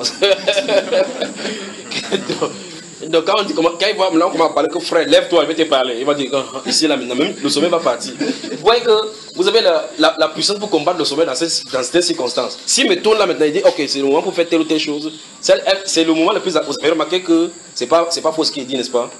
Il y a une maman que je devais dire que quand nous étions à Ange-Raphaël, elle venait chaque fois quand il y avait toujours problème. Vous vous souvenez, vous avez raconté l'histoire là. Elle avait été brûlée par sa coépouse là, et puis les pieds gonflés. Ce matin, si même son frère m'a appelé, il dit que tu es à la maison, il dit oui, il dit que la grande sœur a le problème. Que dans la nuit, on l'a attaqué dans la nuit. Donc, ça fait 3 ans, on ne s'est pas vu. Quand on l'a attaqué, elle s'est souvenue qu'elle a son pasteur. Ah, vous savez, l'être humain, l'être humain. Regardez, on a parlé de ces choses sur le sommeil, la dominée. Mais si on dit maintenant que le village, je crois que ça, une fois, il y avait dit ici qu'il y aura un deuil. C'est ça, non? Et j'ai posé la question ici. Il dit que pourquoi le Seigneur montre ces choses-ci? Pourquoi le Seigneur montre ces choses? Pourquoi il peut venir vers vous dire que faites attention, il y a quelque chose qui vient d'arriver? Pourquoi? C'est déjà passé. Alors la question est maintenant, pourquoi? Elle parle maintenant là. Maintenant, verset 11, permettez-moi de finir de ce Apocalypse chapitre 16 là rapidement, verset 11. Et il blasphémait. Non mais je crois que j'ai. Oh là, c'est merveilleux ça. Verset 10 de Apocalypse, avant d'aller dans 2 Rois chapitre 4. Verset 10 de Apocalypse 16. Le 5e versa sa coupe sur le trône de la bête. Et son royaume fut couvert de ténèbres. Voilà les rois de la terre dans lesquels vous allez vous confier. Et les hommes se mordaient la langue des douleurs. Et ils blasphémaient le Dieu du ciel à cause de leurs douleurs et de leurs ulcères. Et ils ne se repentirent pas de leurs œuvres. Vous voyez, les douleurs, c'est la prédication de la repentance par rapport à nos mauvaises actions. Les douleurs qui se passent sur la terre. Ça ne plaît pas à Dieu que Dieu fasse, mais c'est une méthode à lui pour chicoter. Vous entendez? Je crois que je vous avais parlé de Vouré qui va avaler les choses, pas vrai? Ok. Vous entendez, quelque chose arrive. Dieu pousse, il souffle sur une rivière. Ça entre dans la maison, ça prend des vies. Quand ça se calme, les êtres humains se mobilisent. Il y a journée pour la pensée des morts, vous savez comment, des disparus, en mémoire des morts, des disparus. On va mettre des gerbes de fer là-bas, on construit un monument et ça devient maintenant un sujet de péché encore. Chaque jour de ces moments, on vient chaque fois se mettre des gerbes de fer. Ce que Dieu avait fait pour corriger, pour dire que ne faites pas cela, ils ont encore ajouté plutôt le péché là-dessus. Et commémorent maintenant les morts. L'être humain, c'est parce qu'on va là où on va aller. On vient là-bas, on commence à lire les noms des gens qui étaient morts à l'issue de ces catastrophes-là. Mais personne ne se réunit là-bas en invitant les pasteurs pour dire, pasteur, prie pour nous. Ils n'ont pas cherché Dieu et ces catastrophes sont venues. Donne-nous quelle est la direction à tenir. Qu'est-ce qu'ils vont faire? Ils vont chercher plutôt les anciens. Les anciens du pays viennent avec les robes et autres, les ventres, maintenant ils prennent les hommes. Il dit que ils donnent maintenant les prophéties qui vont pousser encore Dieu à être en colère. Il dit que les dieux des eaux étaient fâchés que vous n'avez pas fait les sacrifices. C'est pour cela qu'il a envoyé ces choses-là. On amène encore l'opprobre sur le pays. Et donc là, il faut que les pasteurs disent la vérité aux gens en disant que ces choses-là, ce sont des démons qu'on adore. Et Dieu utilise les catastrophes pour tirer les gens dans les ténèbres et pour les annoncer la repentance. Remarquez bien, comme c'est écrit là, c'est comme ça va se passer. Donc Dieu va frapper, ils vont pas se repentir. Ils vont plutôt dire que Dieu, si Dieu existait, comment ces 50 personnes? L'enfant, c'est qui est mort, a fait quoi pour mourir? Donc Dieu fait comme ça, lui, il n'est pas mort. Au lieu qu'il se répand que Seigneur, oh, si ça avait été moi qui avais été là-bas, oh, donne-moi pardon pour la grâce que tu m'as donnée, merci pour la grâce que tu m'as donnée. Je demande pardon, donne que je ne vise pas comme ceux-là ont vécu. Pas vrai? Qu'est-ce que Dieu veut faire? Dieu attire l'attention avec le deuil. Il attire l'attention avec le malheur, comme c'est Ecclésiaste chapitre 7 dit.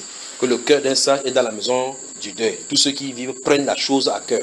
Ceux qui vivent, tu pars dans la maison du deuil pour prendre ça à cœur. Mais on fait seulement que Dieu est où? Vous dites que Dieu existe, pourquoi il permet la souffrance? Les témoins sont forts pour la question là. J'avais oublié que tu étais là. Salut-moi mon frère. Salut-moi. Voilà. J'avais oublié que mes amis étaient là. C'est la question préférée là-bas. Pourquoi tant de souffrance? Pourquoi un Dieu d'amour permet-il des souffrances? Pourquoi voit-il des souffrances? C'est pas ça, c'est pas la philosophie. Il a ses manières de corriger. De la même façon comme certains parents ont le tuyau à gaz. Quand l'enfant corrige, quand l'enfant fait la faute, c'est lui qui l'envoie que va prendre ta chicotte. En allant prendre, il pleure. C'est pas ça, Bataille. Comment il parlait à la chicotte? Tu fais comment? Il riait lui. Et c'est comme ça que papa fait souvent. Il a quoi à la maison comme chicotte? Le tuyau de gaz. La ceinture. Donc quand tu fais le problème, et papa t'a interdit que va chercher la ceinture. C'est toi qui va prendre ce qu'on va te punir avec. Bataille, que Dieu te bénisse. Donc ici, la Bible déclare que les hommes vont maudire Dieu, blasphémer Dieu à cause des fléaux. Je veux que vous regardiez la parallèle. Maintenant, regardez de l'autre côté ceux qui servent Dieu. Et David, quand il y a un problème, il allait vers Dieu pour regarder quelle est la cause. C'est pour ça qu'il ne faut pas qu'on soit inconsidéré. Soyons sages et sobres pour vaquer à la prière. Amen. Le monde peut se comporter n'importe comment. Nous ne comportons pas cela. Journée de commémoration des morts, des martyrs, de ceci. C'est le culte des morts fédéral, national. Ne participez pas de telles choses. Ne participez pas. C'est bien pour l'image du pays, pour montrer que le pays se souvient. 1 minute de silence pour la mémoire des morts. Poum, poum, poum. C'est des histoires, c'est bien pour la chair humaine sur le plan public. C'est le culte des morts. La Bible a déjà dénoncé cela. Dans l'ancien temps, ça se passait de façon physique. Maintenant, on a modernisé pour politiser la chose et que ça soit dans la culture moderne. Quittons cela. 2 Rois, chapitre 4. Vous ne savez pas encore. On n'est pas ici, là, que je dis. Donc, demandons à Dieu de nous révéler quelle est la cause profonde de nos échecs, de nos vies spirituelles. D'accord? 2 Rois, chapitre 4.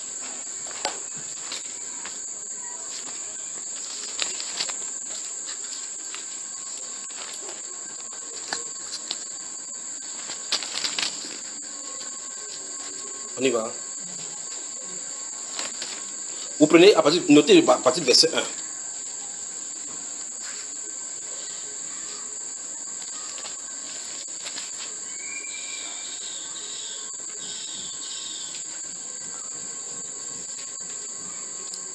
Notez 2 Rois, chapitre 4, chapitre 5, chapitre 6, chapitre 7. Vous lirez là-bas.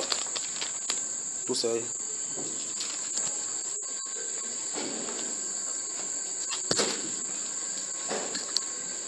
Chapitre 4, 5, 6, 7. Vous notez particulièrement, voilà encore notre histoire là, dans cette histoire-là. C'est plein là, dans ces livres-là. Vous avez vu dans le chapitre 5, remarquez la personne qui allait emprunter la hache. Ils vont fendre le bois en bordure de la mer. La hache. Vous savez, la hache est composée de la partie en bois et la partie de fer, là, la partie de fer. Dans notre temps moderne, la hache, vous pouvez acheter à n'importe quel quincaillerie. Mais imagine à ce temps-là, comment on fait fondre le fer pour pouvoir avoir cela. Il faut abattre un arbre. Il a commencé à faire pan. Et puis, vous savez, c'est sorti là. C'est tombé dans l'eau. Pan. La réaction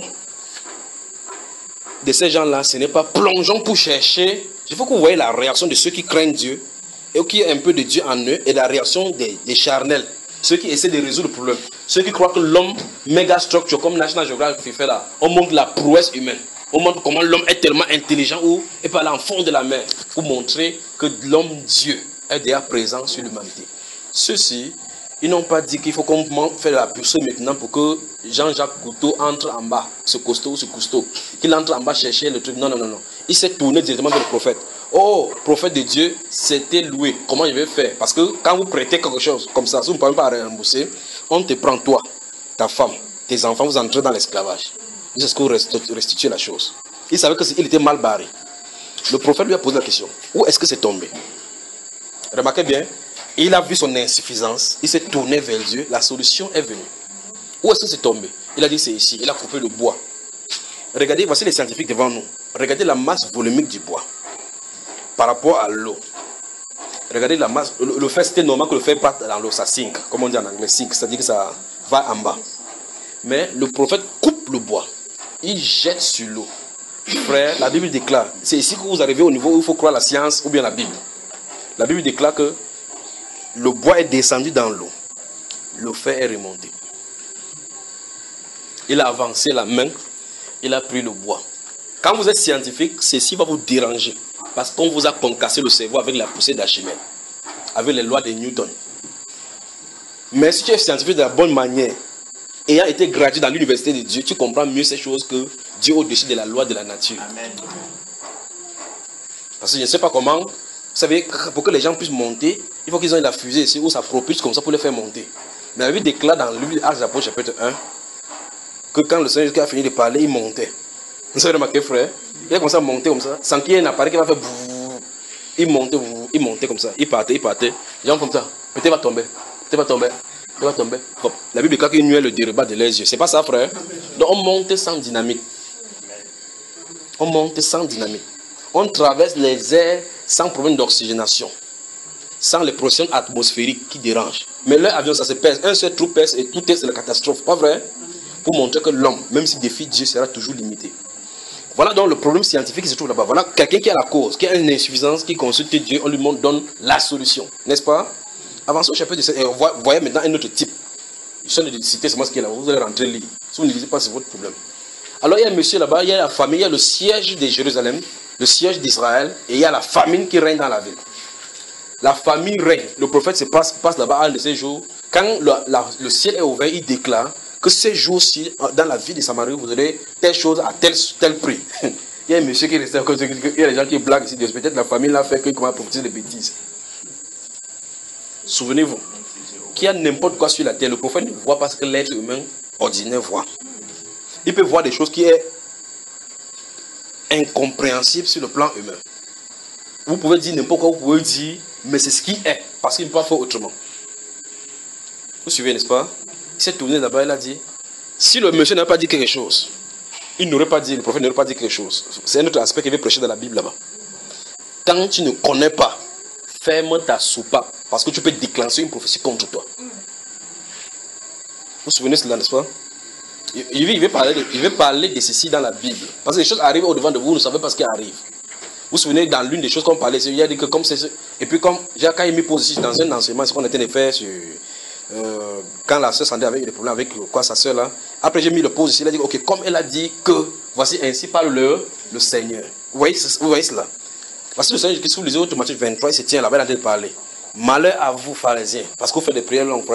Il y a un monsieur là-bas qui se tient tranquille là-bas, il entend. Il n'est pas pharisien. Il est docteur de la loi.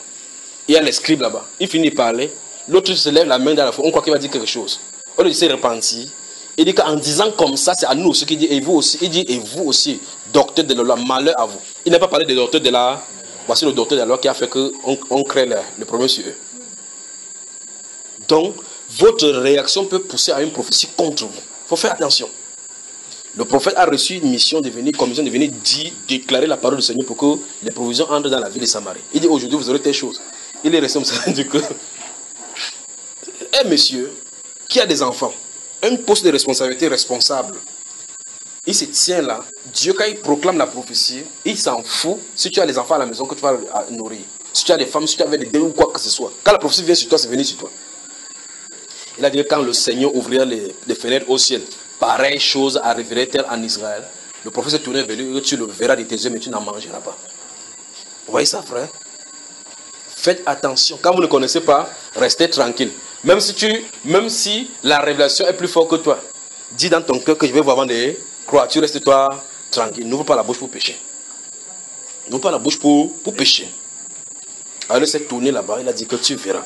La suite de ce chapitre 7 là dit que à l'heure, parce que c'était barricadé, vous vous souvenez, la nuit, quelque chose s'est passé, Dieu a fait entendre les paroles, les anges ont bavardé, bagarré là-bas, sans dessus. Les quatre lépreux sont restés, c'est-à-dire que si on reste ici, on meurt, on reste ici, on part au camp ennemi, on meurt. Mais ce qui est sûr et certain, c'est que si on reste ici, on va mourir. Ce qui est sûr et certain, c'est que si on entre dans la ville, la famille, d'abord ceux qui sont à l'intérieur, ils crient, ça ne les laisse pas.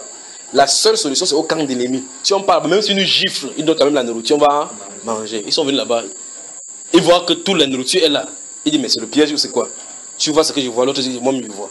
Ils sont entrés, manger. Il dit, ah, c'est quoi cette histoire? Ce qu'on fait là n'est pas bien, hein? Alors annoncez au roi. Les lépreux sont devenus les messagers. Les messagers des délivrants, les lépreux. Chacun a d'abord pris son bagage, gardé chez lui tranquillement. Que si la guerre là vient par la suite, chacun a sa restauration. Amen. Alors ça veut dire que c'est bon. La Bible déclare que quand on est entré, on a poussé comme ça. Le serviteur du roi dit que c'est quoi? La Bible déclare que, on a dit c'est quoi? Il a vu effectivement comment ça arrivait. On a piétiné les morts. Selon la parole de l'homme de Dieu. Donc faisons attention. Faisons attention. Il y a un bruit qui se fait entendre. Mais le Cameroun a une responsabilité, la repentance. Il y a un bruit sur le pays. Il y a un bruit. Donc, c'est dérangeant. Je peux plutôt me tourner du côté spirituel pour parler de la façon qu'on va faire spirituellement. Parce que, de façon politique, je n'en parlerai pas. Je vais seulement glisser de temps en temps pour titiller. Mais il y a un bruit qui se prépare en haut. Pour l'église. Ça, c'est pour l'église. Un bruit. Pour ceux qui seront prêts. Tous ces problèmes, toutes ces choses, c'est l'entraînement. Et souvenez-vous, quand on avait commencé, on avait dit que c'est quelque chose qui sera long. Donc, comme on a avancé comme ça, là, ce n'est pas pour s'arrêter. S'il dit que c'est 100 jours de jeûne, on jeûne seulement. S'il dit que c'est 400 jours, on jeûne seulement. On est obligé parce que là, on n'a plus de... Enfin, pensez un peu, essayez d'imaginer comme si vous rentrez dans le monde. Vous voyez des choses qui vous attendent seulement. Pensez le parcours que vous avez fait. Pensez seulement de rentrer et voir ce que vous en êtes. Alors, imaginez donc la branche du corps qui n'est même pas encore conscient de la repentance, là où ils vivent. penser. Mais Dieu va faire une chose inouïe. Dieu va faire une chose inouïe, il va pousser les gens à s'agenouiller. Des forces vont amener les gens sur les genoux en plein marché.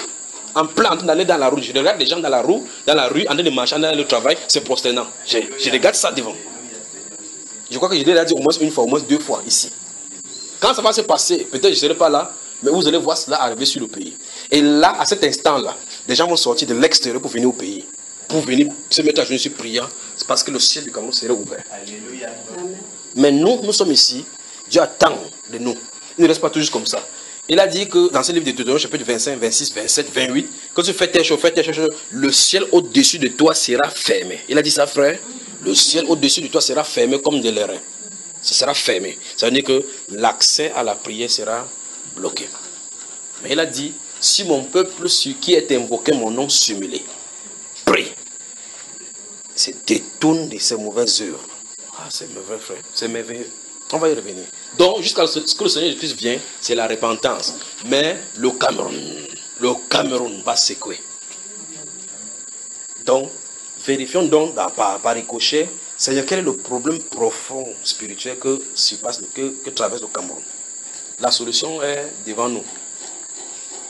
La solution est devant nous. Souvenez-vous encore de ceci. Dieu n'a pas besoin d'un groupe de personnes pour le réveil. Souvenez-vous de cela. Dieu n'a pas besoin d'un groupe de personnes pour le réveil. Il peut utiliser une seule personne et il le fait souvent. Suivez seulement dans votre Bible et observez Philippe descendre en Samarie. Comment il a bouleversé toute la ville. Philippe seul. Parce que le bruit est seulement arrivé à Jérusalem. Souvenez-vous seulement de cela. Souvenez-vous de cela. Alors, le Seigneur veut faire quelque chose. Parce que plus on sera nombreux, plus les gens les uns et les autres auront des divergences, des idées au d'abord. Plus Dieu va parler, se concentrer sur une personne. N'essayez pas et n'allez pas penser que c'est le frère Junior qui est le porteur de réveil. Je n'ai rien à voir là-dedans. Je suis en train de débrousser. Je suis en train de débrousser. Je vous l'ai dit maintenant avant que ça n'arrive. Je suis en train de débrousser. La joie sera mienne de voir cette personne que Dieu va utiliser. Donc, travaillons pour l'œuvre du Seigneur. Travaillons pour l'œuvre du Seigneur. Que chacun soit à son poste, tout simplement. Que chacun soit à son poste. D'accord, frère? Donc, je recommence ce qu'il disait au début. Les femmes, du 1er au 30 novembre, vous serez à jeûne. Les hommes, du 1er novembre jusqu'à 30 novembre arrivent. Et du 1er décembre jusqu'au 31 décembre. Si avant décembre, il dit qu'on continue, on va continuer. On va prier. Et particulièrement, décembre sera le feu. Décembre sera le feu. Donc, on aura beaucoup de temps de travail entre les hommes. Et les femmes, donc je dis mercredi prochain, je viendrai ici pour donner tout ce qui concerne cela. Que Dieu vous bénisse.